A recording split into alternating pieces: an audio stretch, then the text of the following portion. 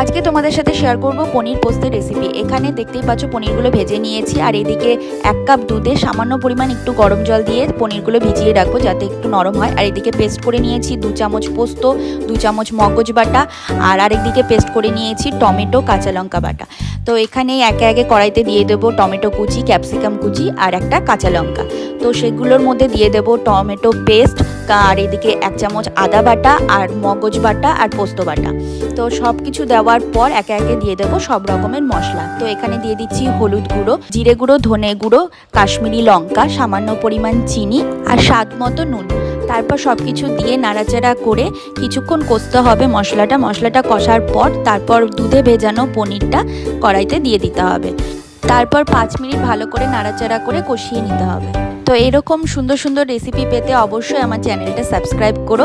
আর এখানে রেডি আমাদের পনির পোস্ত। তো কেমন হয়েছে অবশ্যই জানিও।